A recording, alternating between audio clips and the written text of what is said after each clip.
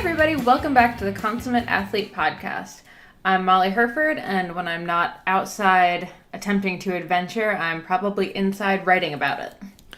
And I'm Peter Glassford. I'm a registered kinesiologist and an endurance coach. So I have to admit, this week I've definitely actually been more adventuring inside on the trainer because we have a lot of snow here. So pretty excited to be going where the snow isn't for the next week or so. Well, and also the listeners will be happy to hear you're taking a little bit of downtime from your running. It's maybe convenient with the amount of snow we have, but sometimes Mother Nature is guiding you towards the things you should do. That sounds so holistic, Peter. Well, I'm so impressed. I'm going to charge extra for that, I guess.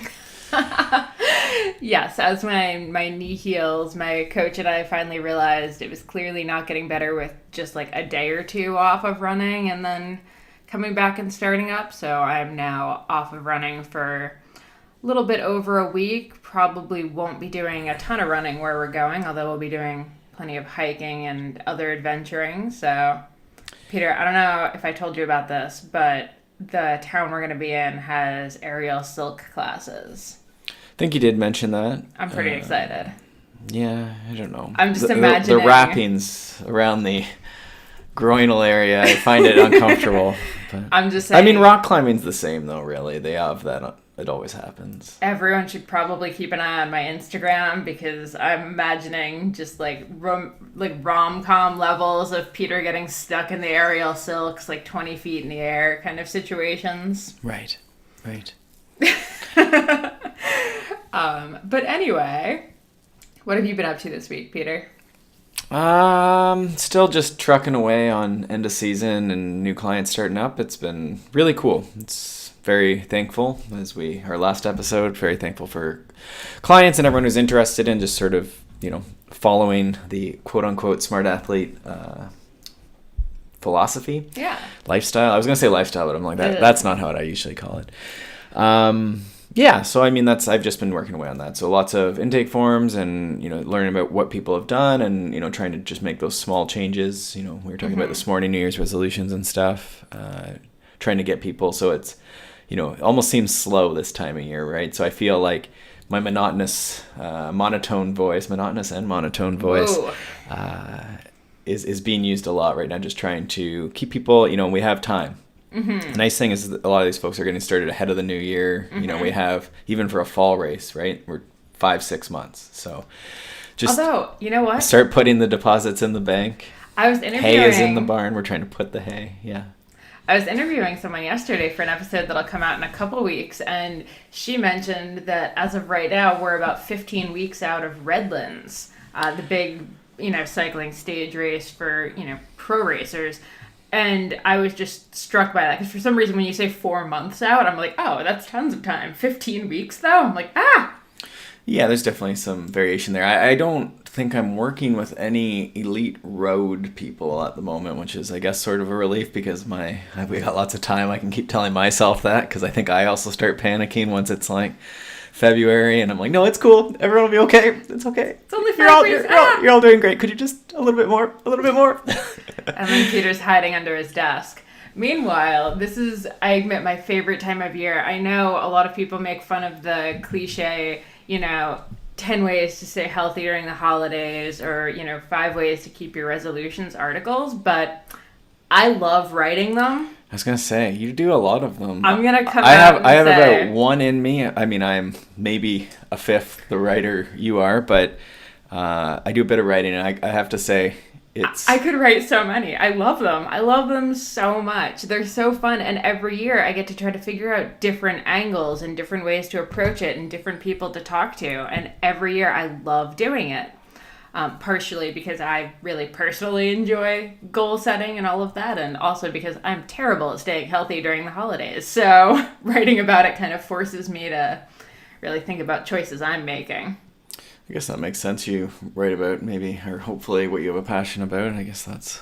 Yes, so tons of articles around that. If anyone is interested, if you pretty much Google my name and New Year's resolutions, there's probably a lot that's going to come up, to be honest. Yeah, you did. Did you do one for Canadian Cycling Magazine? Yeah, it's actually in the current issue of Canadian Cycling Magazine. No, that's not also the women's one. No, that was the one before. Yep. Yeah, both were good issues. It's a couple good articles in them. Thanks, dear. Anyway, today's guest. I didn't say your article was good. Well, thanks. Anyway, today's guest is my dear friend Jonathan Levitt. He's a runner from Boston who, like me, grew up hating running. However, unlike me, he also grew up playing some sports. He played some hockey. He played some baseball. But he always looked at running as just being this terrible thing. Then he moved to Western Mass, which I can definitely relate to, and kind of fell in love with running. Are we doubling up back-to-back Western Mass? Oh, we are. Yeah, wait for next week's guest, guys. That's a hint. Anyway, Jonathan is super rad. We talk all about how he got into running, how he shifted, and now he's really into ultra running. Jonathan also works for Inside Tracker, which is a company that basically does blood testing for people looking to improve their athletic life and their lifestyle in general. And they sort of facilitate, I don't know, do they do the actual testing, or do they probably farm that out, but then they're sort of the ones who set it up and then also analyze the data. Yes, and exactly. That's where their strength is, I think. Definitely. I don't want to oversell or undersell, but... Definitely. But if you're, for most people, the idea of, A, what to get tested, and then B, even just how to go about getting tested is actually really difficult. Up here in Canada, it's a pain. Down in the US, I know it's a pain. Unless you have a doctor that's going to test kind of everything across the board. I think you're at the heart. Like, you can get blood taken, but in Canada, you have to have a doctor, even around I have a pretty good naturopath, and she's pretty open to whatever, but even there, what they're allowed to order is pretty limited, and then the doctor, you have to convince them that any of these things you want to get. So it's definitely tricky. In the States, you end up with pricing, and I don't even know how you would go about it in the States, but exactly.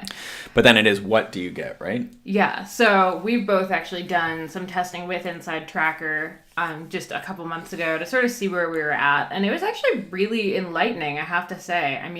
I think both of us generally were already, feeling like, okay, we're pretty close to being optimal as far as our eating and our training goes. Let's sort of see what our blood work says. Because I don't necessarily think it's the first step in solving any problems by any stretch. I don't think so. I think it's definitely a good rule of thumb would be every year you need to get even a baseline of, your red blood cells and all that basic sort of blood panel your doctor would run. That's now sort of includes vitamin D. But yeah, these panels that we ran were not super cheap. So prepare yourself for that. But I think both of us, there was stuff I thought I was doing okay. And then it was like my iron, my dad has hemochromatosis. And so he has high iron.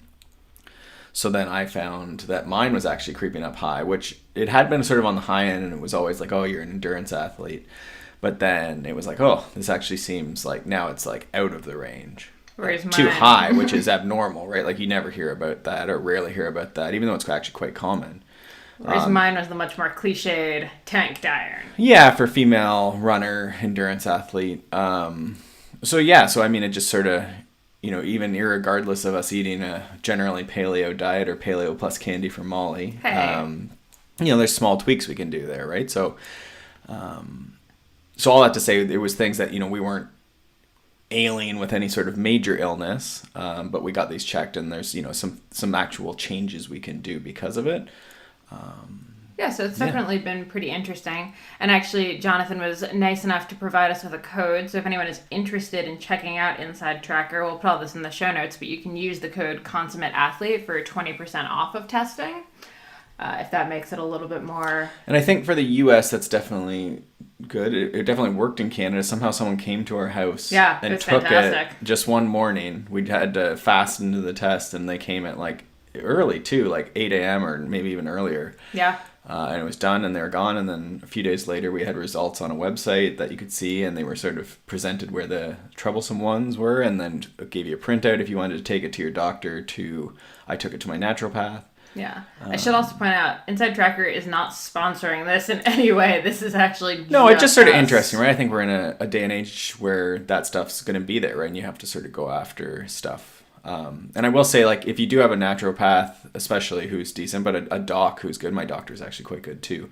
A lot of these tests you can get as well through your doctor. So, and I think even with Inside Tracker, the thing I was really impressed with is I could actually upload all my historical blood tests, and they actually input all of those. So now you have like this history in your file. So that was, to me, the value greatly increased once you can see a historical timeline, right? So you could even take what you know already, maybe get one of their deluxe ones, or get a big thing panel done with your naturopath or whoever, and then just sort of bounce that off and use that how you will. Yeah, and then I guess on the flip side, as someone who hasn't had a GP and in the States, I don't know if there's a better, it's probably the way to go. Yeah, like I haven't had a GP in years because of how our insurance works. I haven't had checkups in a really long time. I haven't had blood taken since I was probably 21. So for me, this was all very like a new thing, and seeing a lot of this stuff for the first time.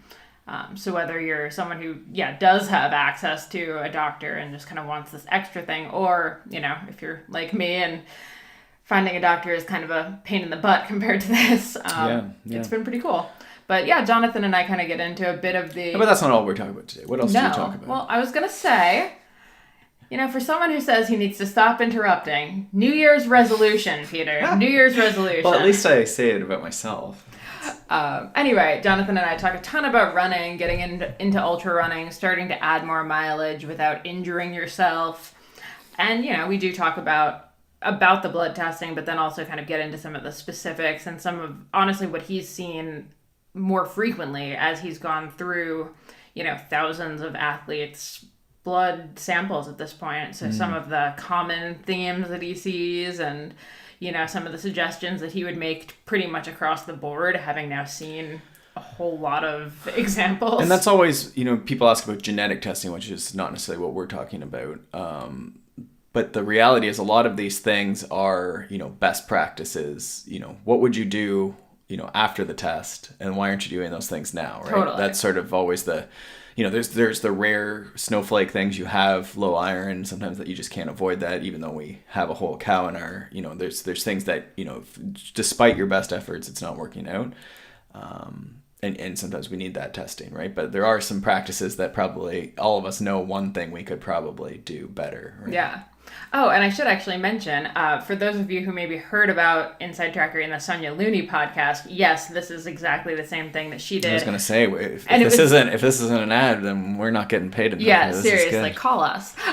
It's kind of funny that just keeps sort of coming up, completely unrelated. Like, we'd had Sonia booked in way before we even heard about this. Now, he doesn't run Under Armour, their run series, the one that got canceled with the fires and stuff. No. That guy's name is something similar, though. Okay. Anyway. Jonathan, you may have some sort of partner in crime in the running world. Okay, anyway, let's get into this interview with Jonathan Levitt. Jonathan Levitt, how do you describe yourself if someone comes up to you and says, "What do you do?" It's a good question. First, thanks for having me on the podcast. Yeah, I'm excited about this. I feel like we've known each other for forever, which is not at all accurate, but it feels like it. Yes, gotta love social media. Exactly.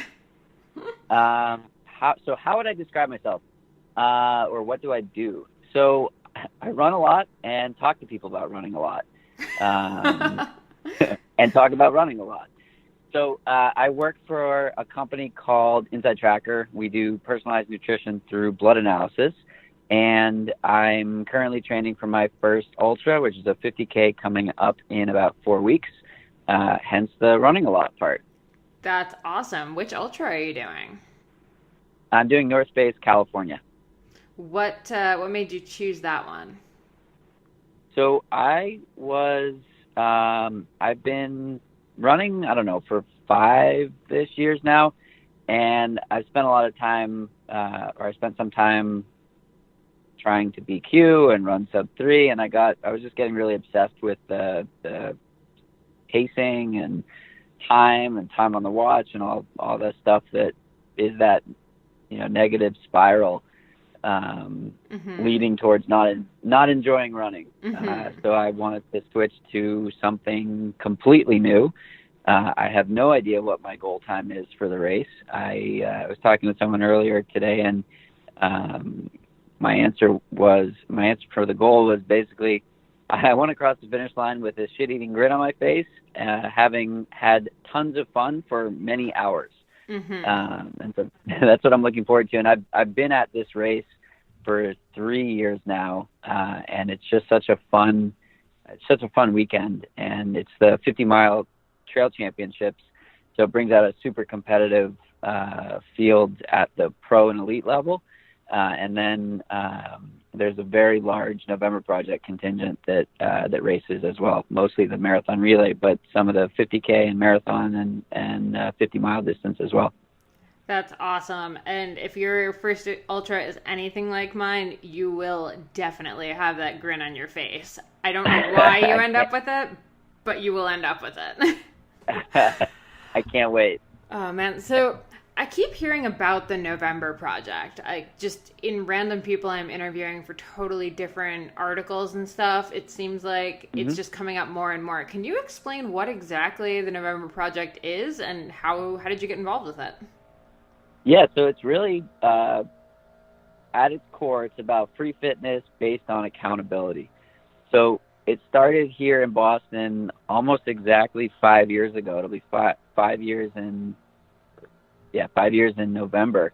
So it started in 2013, and it was two dudes from Northeastern that had graduated a couple of years ago, and they used to row, and they fell off the fitness wagon, you could say, and they wanted to stay accountable to themselves. So they created a Google Doc, called it Project, and planned to meet at Harvard Stadium to run stairs. And if you've ever seen Harvard Stadium, the seats are, 2.5 feet or 2 feet high. So we run up the seats and down the stairs, and it's a brutal workout. So they met every day for the month of November 2013, and other people ended up catching wind of this, loved the idea.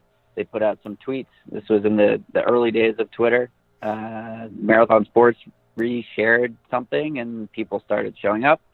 Fast forward to 2018, and there are groups in 49 different cities all around the world. I think 7 different countries, all people who love fitness or don't love fitness, but everybody does it for whatever their own reason is. But it's a super hard workout, and it's accessible for anyone. That's sort of the kicker.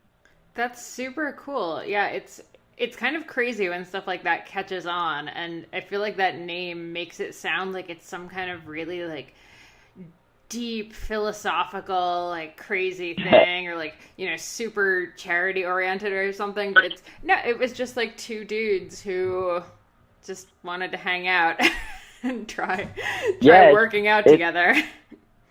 That's exactly it. It's grown through grassroots efforts. They don't sell gear. It's all you sort of know people based on what's called grassroots gear, which is spray painted November Project logo on a shirt. So it's pretty funny. That's fantastic. Okay, so you have the November Project. You also have that Rest Day Brags Twitter and Instagram, which is some of my favorite stuff because it's both funny but also like a really good reminder. So how did you start that? So I didn't start it. I sort of got, I don't want to say looped into it, but Amelia Boone is an elite obstacle course racer and a friend of mine, and she was having a conversation with her coach, who's now my coach, on Twitter, basically saying, why do the punishing long runs or summit shots get all the love? Why can't I, brag about a shower beer? Or, the only intervals I did today were laps to the fridge and stuff like that. And it took off. And we're not we don't have a product we're selling. We don't have it's not political. It's really accessible to literally everyone that exercises, and it's really addressing a problem that exists in the social media world, where it is that glorification of more is better, and we're trying to say that you can't do all of the hard stuff without the balance of the easy stuff. So I think where it came from was my coach David Roach tweeted, "Runners rarely think about the injuries avoided by resting before small pain gets bad. When in doubt, don't run. Rest days save seasons." So Amelia responded basically saying that people don't brag about rest days like they do about their epic runs, but perhaps they should. Mm-hmm. And so rest day brags is an attempt to get people, or to help remove the stigma of rest. Mm-hmm. I took 2 unplanned rest days last week, and 2 years ago or a year ago, if I told myself I'd be heading into peak training week and I had just taken 2 rest days, I'd be freaking out. But I knew that was the right thing to do. I did a little rest day bragging, got a massage, bragged about that, versus choosing to run and run through pain in order to just stay consistent to a plan. So it's sort of a 2-part thing. Like, there are the planned rest days, which are hard, and then there are the unplanned rest days, which are a whole new bag of tricks Mm-hmm. that nobody likes, and people like or dislike planned rest days, but it's those unplanned rest days that either make or break a season. Yeah, or can absolutely. make or break a season. Yes, for sure. Okay, so what is your best rest day brag that you've ever had? So I posted one super early on, and it was something along the lines of like, my girlfriend makes sourdough, and so she had made these sourdough pancakes, and so I made some joke about sourdough pancake intervals. But just yesterday, I was browsing Instagram as we all tend to do, Mm-hmm. and I saw that my favorite recovery place here in Boston, where I see my chiropractor and massage therapist, had an opening for massage. So yesterday, my rest day brag was jumped off the plane, Ubered directly to Wellness in Motion, and got a massage. Hashtag rest day brags. Ooh, so that's good. Was straight off the plane right into a massage, and took a rest day. So it was a good one yesterday. That's a good one. Peter and I are about to be in a fight because this morning he texted and he's like, "Hey, like, I could get you in with our massage therapist Deb that we go see." She's like, she has an opening tomorrow at like 8:30 a.m. Like, I thought you'd want it, and I was like, that would have been really sweet if you had been paying attention and knew that I was leaving at 6:30 in the morning to go coach cross country for the day. So kind of so like like points for like trying to do something nice, but like minus points for clearly not paying attention to what I had to what I was talking about. Yeah, exactly. The other day. So I think it comes out with like a 0 balance, but I'm not really sure. Yeah, almost there. That's great. Okay, so in your getting used to rest days, because I really want to touch on this, because I think so many people listening can really benefit from hearing a little bit more about the benefit and like the positive aspects of rest days, and Mm-hmm. why they're good. So what are some of like the things you look for that say, oh, I need to take an extra rest day, or like, oh, I really needed this rest day? What are some of the warning signs for you that you would have ignored too? Yeah, and I used to ignore them all the time, and now it's the complete opposite. It's those little niggles that you sort of want to catch before they turn into a problem. Like, Mm-hmm. The biggest thing with training a lot is it's that balance between getting as close as possible to too much without getting over that line. Mm-hmm. And the cool thing about the rest day is that it pushes you back a little bit from that that threshold of having gone just too far. And the point of training is stress, rest, recovery. Stress, rest, adapt. So you inflict this stress on your body so that you can improve.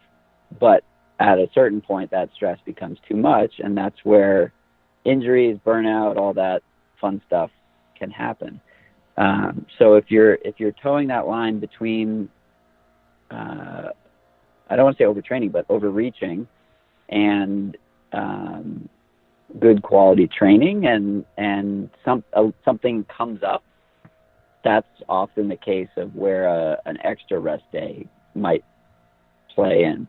Now, my coach is notorious for having Mondays as the rest day for most of his athletes, and I think this is a two-part. There are a couple different reasons for this. For me personally, Monday is my most stressful day at work, so to not add the physical stress on top of that, the timing is best to Mm-hmm. sort of balance the mental stress versus physical stress. Functionally, his weekly training is a tough middle of the week with higher volume. I usually have a very easy Friday and then big weekend miles. So with the Monday rest day, the higher Tuesday, Wednesday, Thursday, easier Friday, big weekend, it makes sense to have that complete off day on that Monday. So, it starts you fresh for the week. I always find that I feel fine about taking a rest day on Monday, and every Tuesday I'm super excited to run. And so I think that's where it comes in for the a couple different reasons for the planned rest day. But then those unplanned ones are sort of hard to.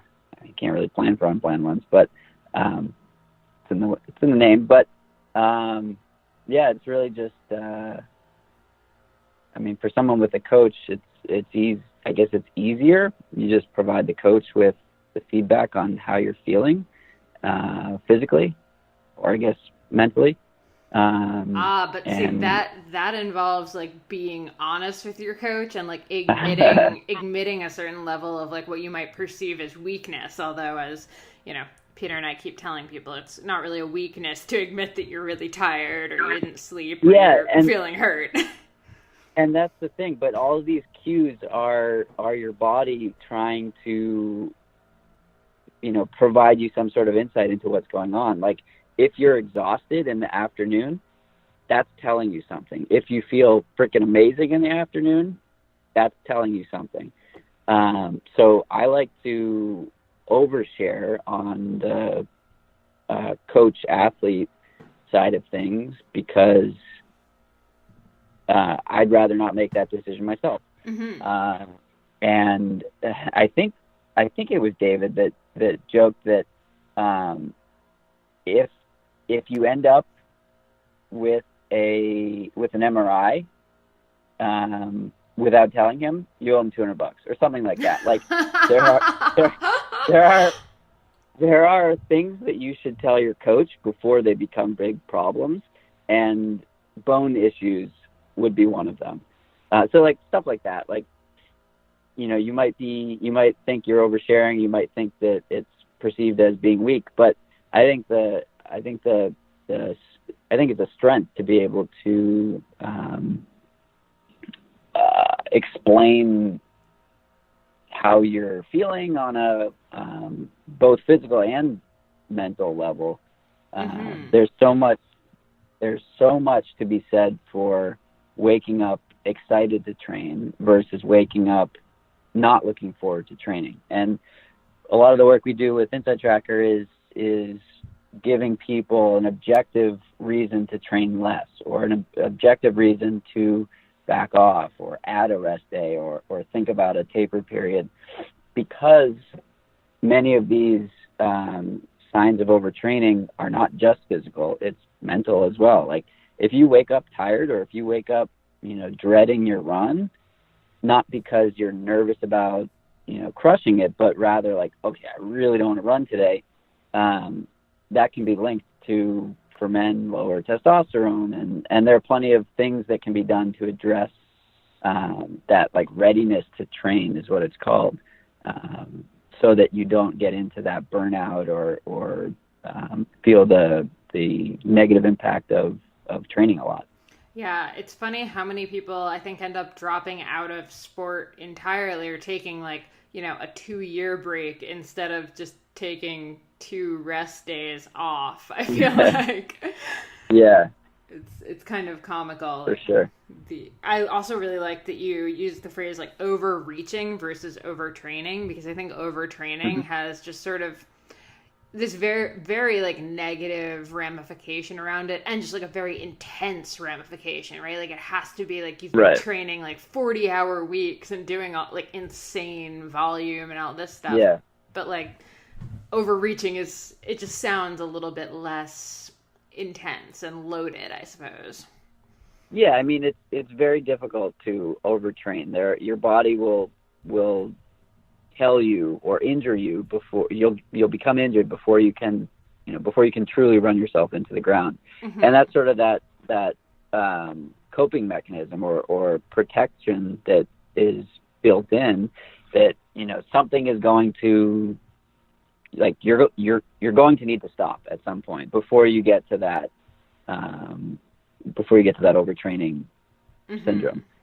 Or you'll just push through it and get to overtraining. But it's the overreaching that when done properly and in short amounts of time, peak training, for example, that's where you can get some really big gains, as long as you facilitate good recovery and you're eating enough and all that good stuff. Mm-hmm. Yeah. So let's back up also. I feel like you're a runner, but how did you get into all of this? Because I mean, you're not just a runner, like your life revolves around running and athletics. Were you an athletic kid? Did you do track in high school? What's your athletic background?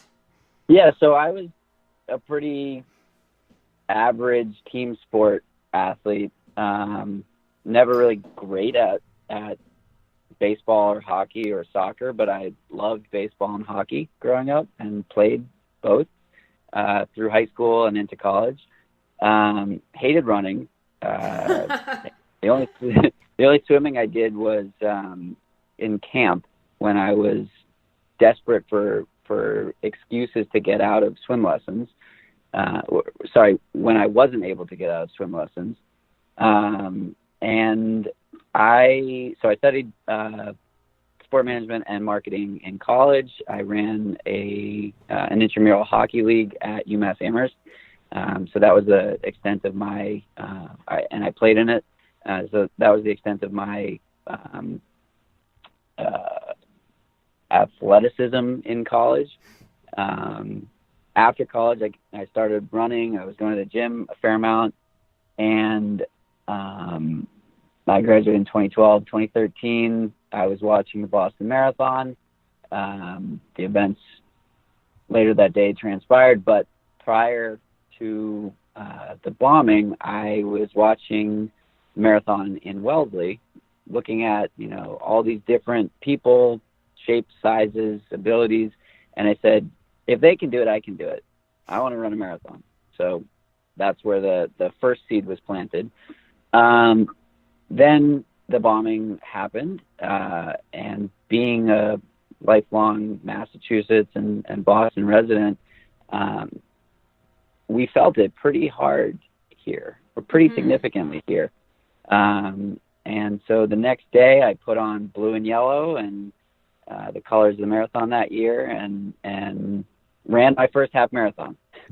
Not a great idea. I ran from basically the top of Heartbreak into Boston, to the finish line and back. It was coincidentally exactly 13.1 miles on the route that I went. I didn't follow the exact route because I didn't know it at the time. But yeah, I ran a half marathon that day. Next day I woke up basically with a stress fracture. Talk about overtraining.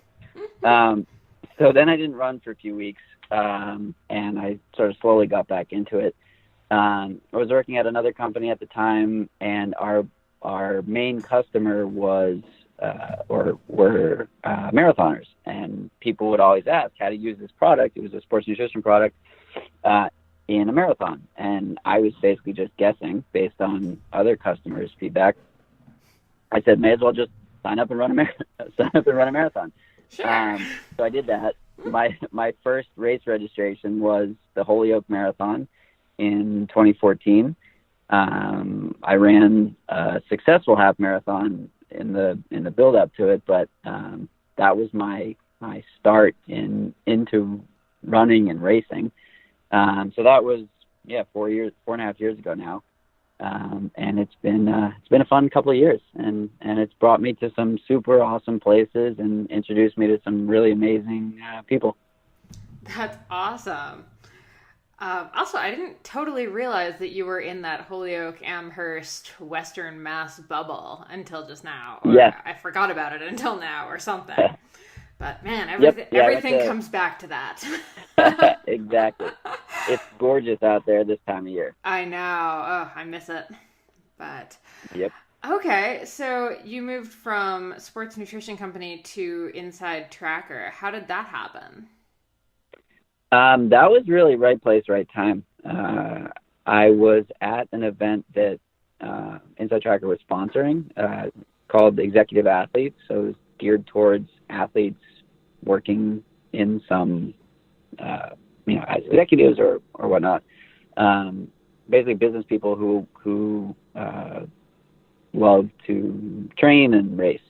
So long story short, I was talking to the CEO about what I was doing for work at the time, which is basically building a brand ambassador program from nothing to about 500 ambassadors and about 100 professional elite athletes. And he point blank said, "Okay, why don't we hire you?" And I said, "Well, I love my job, but sure, I'm open to a conversation." And a couple weeks later, I had an offer, and I couldn't say no to this opportunity, which has been incredible. And I'm surrounded by people that have a really strong mission of helping all humans improve quality of life through a personalized approach to nutrition. Yeah, and so I'll say, when I first started looking at it, and I'm going to have you explain exactly what it does in a second here, but when I first started looking at it, my initial reaction was like, I'm already pretty healthy. I kind of know most of what I need to do if I want to improve, more vegetables, more sleep, all that stuff. Yep. However, I wasn't doing them. Let's be honest. So, and actually, you know what? Peter and I did the tests and everything, and I have to say, I was actually pretty surprised by some of the results that I had. So give us kind of the elevator pitch. What exactly is Inside Tracker? Yeah, so we make so many decisions on a daily basis around nutrition, and you go into a supermarket and you look at, hundreds of and thousands of different options. And what we aim to do is provide guidance on how to make those decisions and what are the things that your body needs in order to achieve your goals. So we look at food frequency, we look at exercise and lifestyle, so we understand how you're going about your day and how you're training. And then based on a comprehensive blood test, we can look at the impact of that. And then from there, we say, eat more of this food X number of times per week. Consider this supplement in this dose X number of times a week, with a meal, without a meal, etc. Look at modifying lifestyle in this way. So meditation, yoga, sleep, etc., whatever it might be. Whatever it's going to take to help you improve based on your goal of boosting energy, improving sleep, reducing injury risk, improve wellness, whatever it might be, our system will basically go through all of the available research that's relevant to you, and the output is basically the 3 to 5 best things for you to do based on everything we know about you. So you'll have told us, like I said, all of this information, and from there it's a big if-then statement. So we have thousands of PubMed research studies loaded into an expert system that's essentially saying, if this gender, this age, this high level, this low level, and goal is this, then show that. So it's a way to distill all of the publicly available science into action. Mm-hmm. And there's so much junk on the internet with, hot diets for runners or worst foods for triathletes, and it's all clickbait, and it's all not personalized, and it's kind of dangerous to follow the recommendations of like best supplements for runners. We see 50% of our female population low on iron, but that also means that 50% of those people are not low. Right. And in fact, they might be high.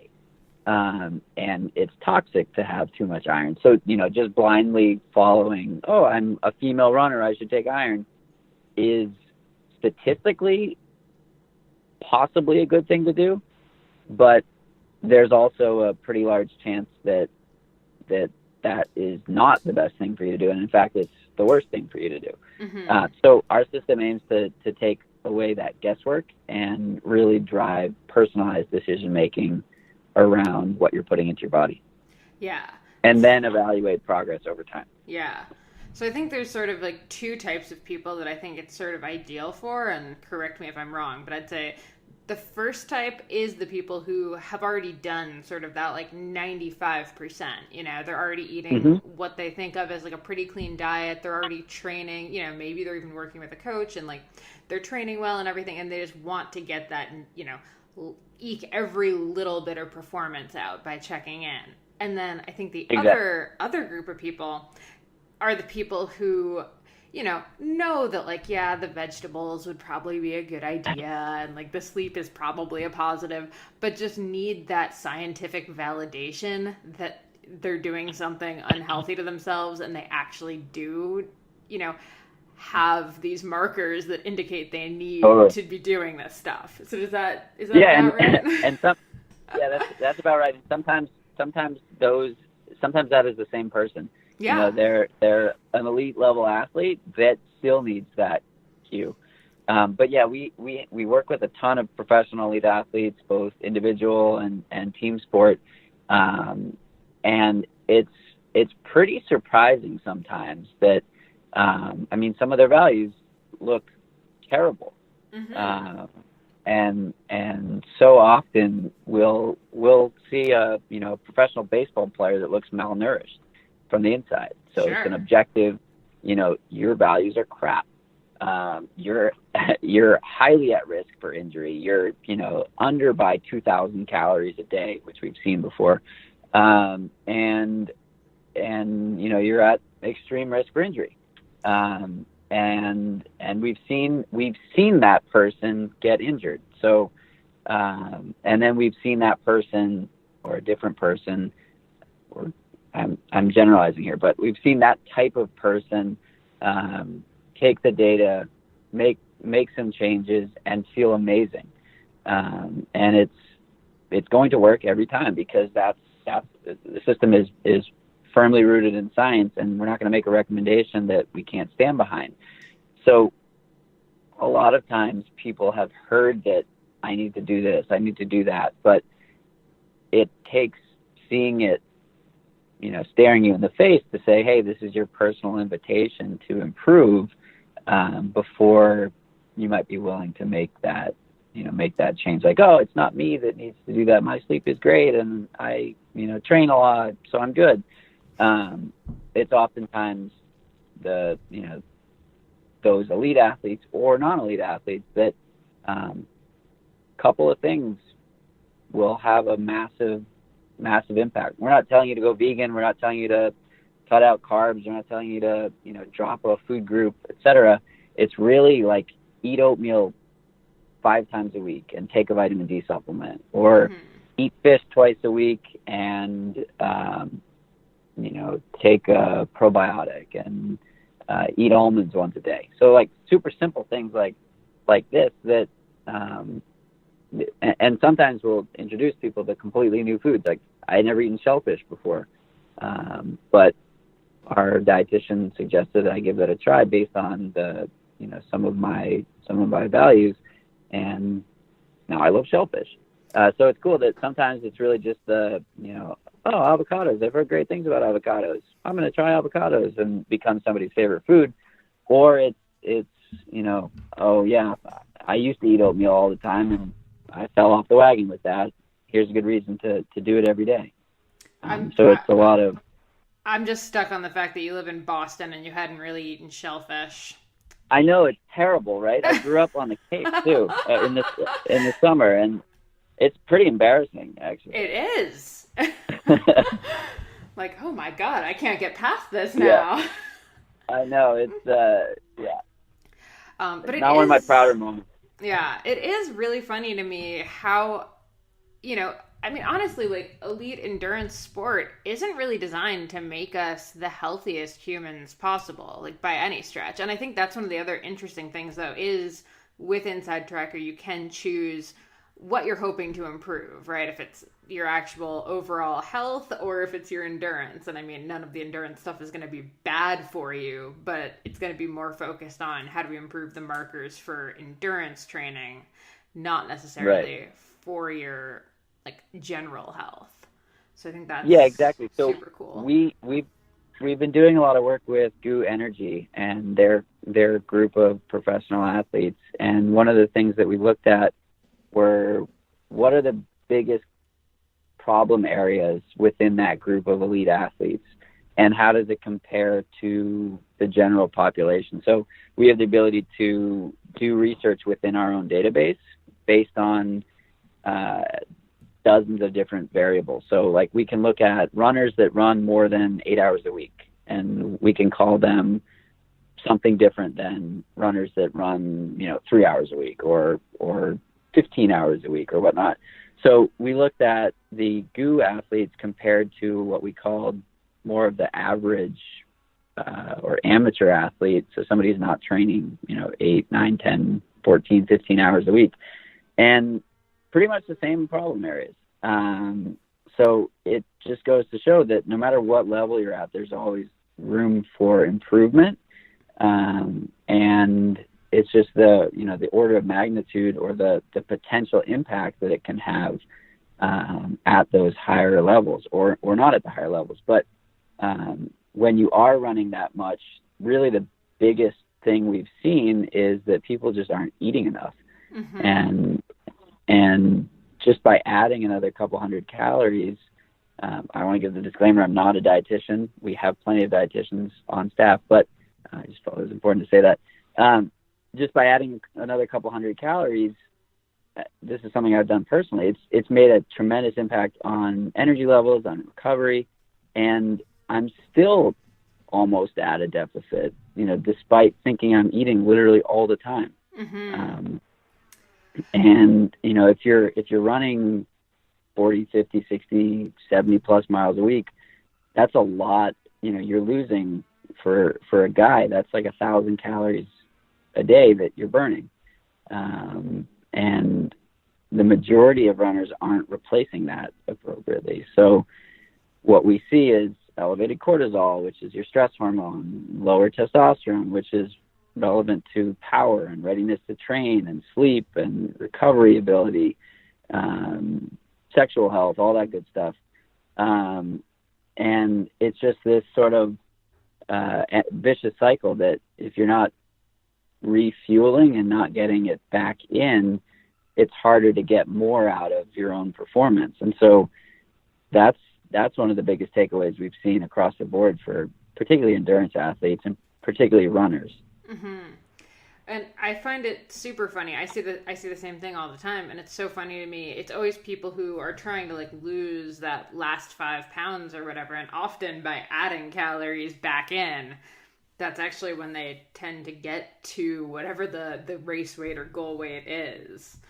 Yes, it's fascinating. So I took a look through my results with our dietitian in January, and I ended up adding an extra 500 calories, and I lost a couple pounds in the next few months, despite eating, almost about 3,000 more calories on a weekly basis. So it's counterintuitive, and one of the factors is that the caloric restriction can elevate cortisol, and elevated cortisol can inhibit weight loss. So it's that vicious cycle of, intuitively you think of calories in, calories out. It's not always the case, and it's not that formulaic, especially when you involve the hormones that are responsible for regulating these types of things. Yeah, for sure. Yeah, it's funny because, the common diet advice is always, subtract 500 calories a day from your diet and you'll be at a 1 pound deficit, you'll lose a pound a week or whatever. But, when you're an athlete, the other thing I've noticed is there's so many books now on, diets for relatively healthy people. They're not necessarily bad diets, but I start reading them and all of a sudden I realize oh, this is not written for someone who's trying to train for any actual sporting event. This is meant for someone who goes to the gym 3 days a week for 45 minutes. Totally. So one of the funniest things I've ever seen on my, my coach David has what he calls the adventure log for all of his athletes, and it's a spreadsheet on Google. And the best comment I had seen on there after my first 3.5 hour run was eat lots of fun food today. Yes. And it's just it's so simple. I guess it's not that simple because it's an area that is really easy for some people and it's really hard for others. So I'm not downplaying that, but it's really it doesn't need to be that hard. It's food is fuel, but food is also fun and social and all that good stuff, and functional. And his take on it, and he's not a dietitian either, but his take on it is, have your cake and eat it too. Do the right stuff, eat the right things, but also, enjoy yourself and have the cake and pizza and ice cream. And if you look at Rest Day Brags, particularly in summer, most of the photos we post are either somebody holding a beer or somebody holding an ice cream cone. Yes. And we're trying to remove that stigma of, I can't be a serious runner if I'm eating ice cream. Mm-hmm. That's ridiculous. Yes, you can. And it's trying to remove, getting back to Rest Day Brags, trying to remove the stigma around, pizza and ice cream and cake and all this, because all these perfect plates of food that you see on the internet, that's not what people eat 24/7. They're, everybody's human. And what we're trying to do here at Insight Tracker is to say, you can stay with your current routine, just make these additions or make these tweaks. And then with Rest Day Brags, the goal is really to show that other people are doing this too, and you're not the odd one out because you had ice cream or you had pizza or you had cake or whatever it might be. And I mean, even I've fallen into that trap at times too, and I spent a lot of time being super strict about my own diet. And I was listening to a podcast recently, and it was a dietitian talking with a coach, and she was basically saying the guidance she gives is that that it's better to be good most of the time than perfect sometimes. Mm-hmm. And it's so simple when you put it that way, that you don't have to be perfect, just be good. And I think there's a lot that you can learn from that around not just nutrition. Brad Stolberg wrote a great piece, I think it was for Outside Magazine, all about good is okay. because if you can consistently be good, you'll improve. You don't have to be perfect. Mm-hmm. Yeah, for sure. I really like that. Side note on the cortisol. So obviously, if anyone that listens to the podcast is like shocked by this, I'll be surprised. But my cortisol is a little high. Go figure. Yeah, I know. Really surprising statistic there. So I've been using a meditation app as per Inside Tracker's recommendation. Except I almost threw my phone across the room today because my phone updated the app. And it turned off the chime sound that would let me know when 10 minutes was up.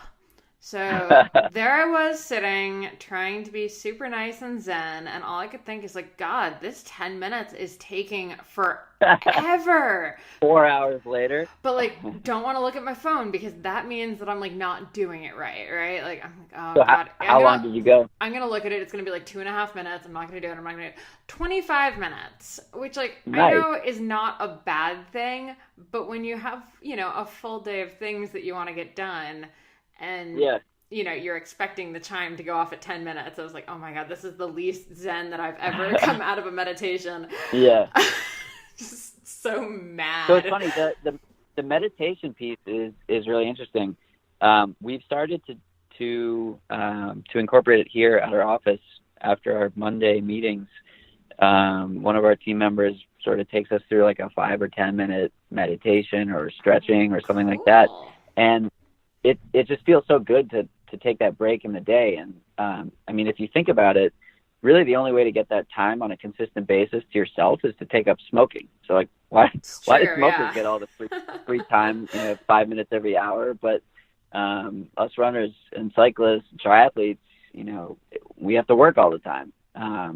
No, it should be the other way around. It should be, you should take time for yourself because it allows you to be better in all aspects of your life. Mm-hmm.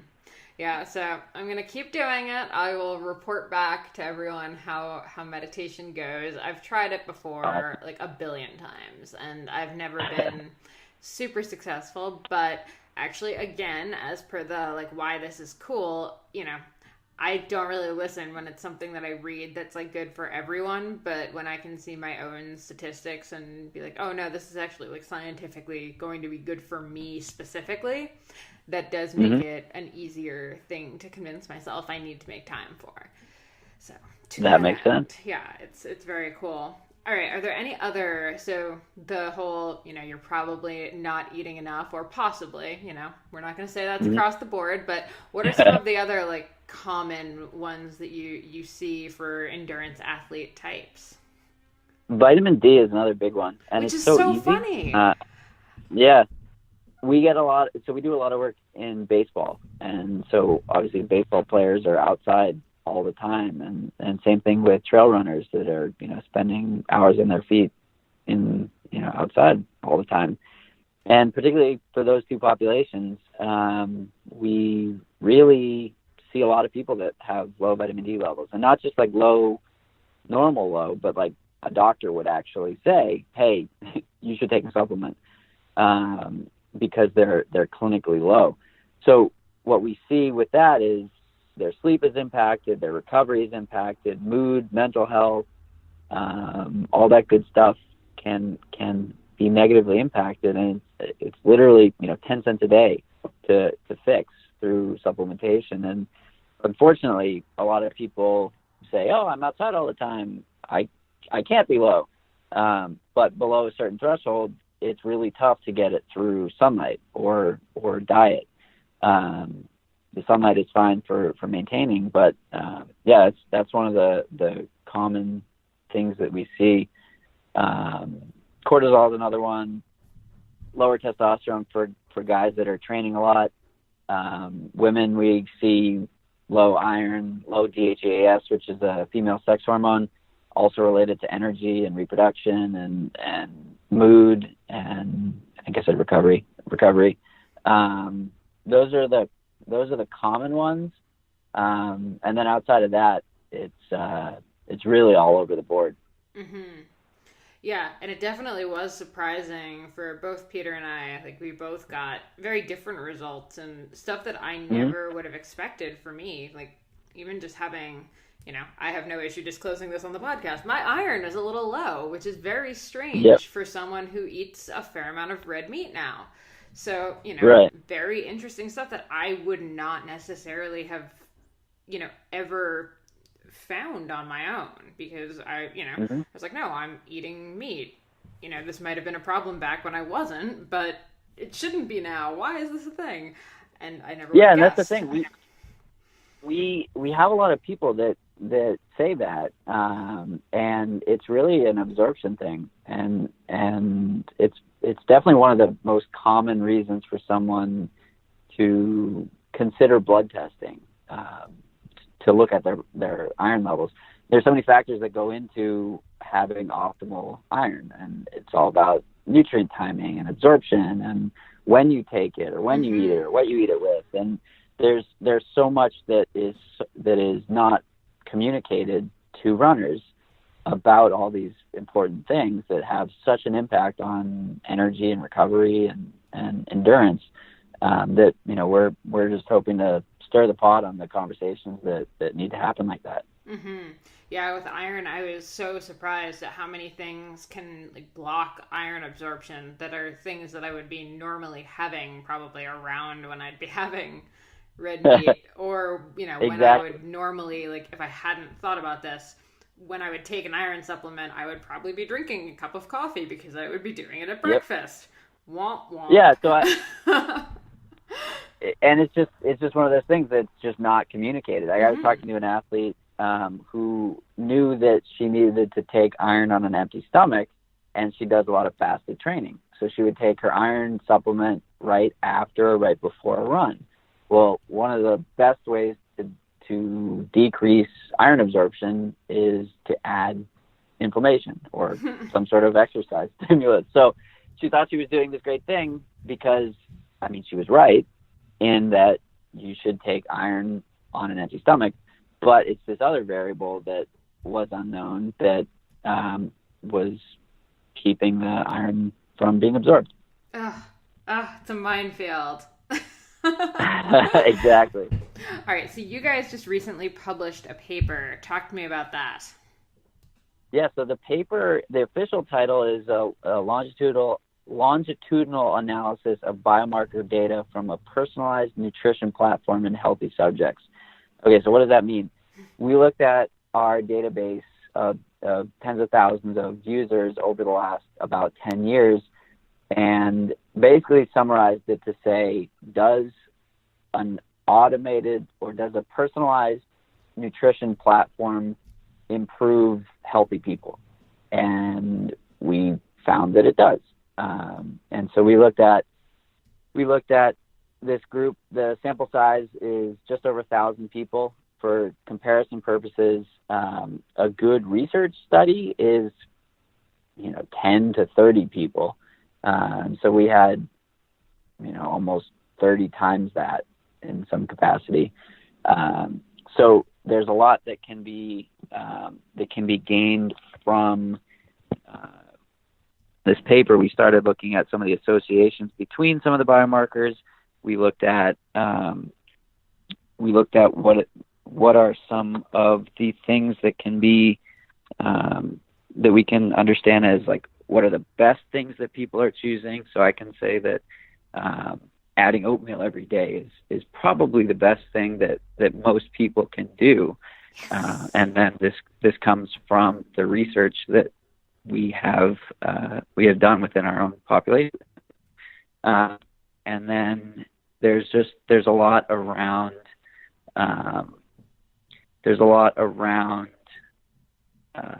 there's not a lot of information or research on healthy people. There's a lot of research on sick people, and so we're excited to have a pretty large database of healthy people and can understand what does a healthy person look like that trains X number of hours a week, at scale. So it's a whole lot of these N of 1 experiments or N of 1 experiments, but just at a large level. So it's understanding how do we take what each individual person is learning and apply it to, a healthy population. So an example of this is we used some machine learning to look at correlations between biomarkers. So we test 42 different metrics, and many of these have not been studied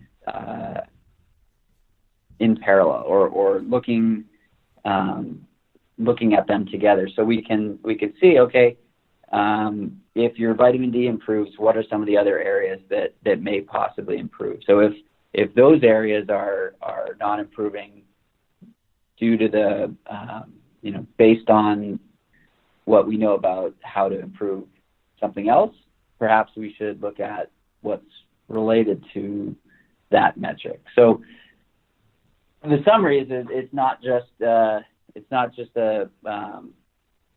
one and done. The results show long-term improvement in a little more than a dozen of the biomarkers that are most commonly out of range for healthy people. And it really validates that the algorithm is effective in selecting personalized nutrition interventions for a specific person, given who they are and what they're doing. And it's really the first study of its kind to highlight this. There's a lot of companies that are saying that they have a solution to personalized nutrition, or their diet is the best or whatnot. But we use the data to show that this works.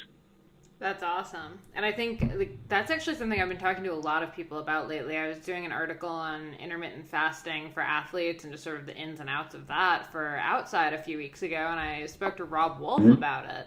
And he was really bemoaning the fact that, all of this stuff that's out right now that's like, intermittent fasting is great for XYZ is based on a ton of different, small papers that have been published that are done on clinical populations. So, right. Morbidly obese populations where it's like 10 people in the study that are 200 plus pounds overweight are seeing these results. Like that does not translate to a healthy athlete necessarily. So I think it's really cool to finally have, something that actually takes a look at all of this information around healthy populations. Yeah. And that's the thing. It was funny. Our team was,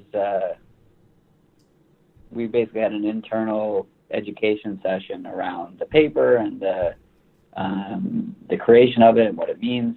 And for those of us that aren't on the science side, 1,000 people sounds great, but we didn't really understand the magnitude of, we're looking at studies of 30 people and getting excited about, 30 healthy people or 15 healthy people. And here's a study on 1,033 healthy people that we can further break down into, very specific demographics to look at, women age 24 to 36 that train like this and have a statistically significant population to research from. Mm-hmm. Yeah, no, it's super cool.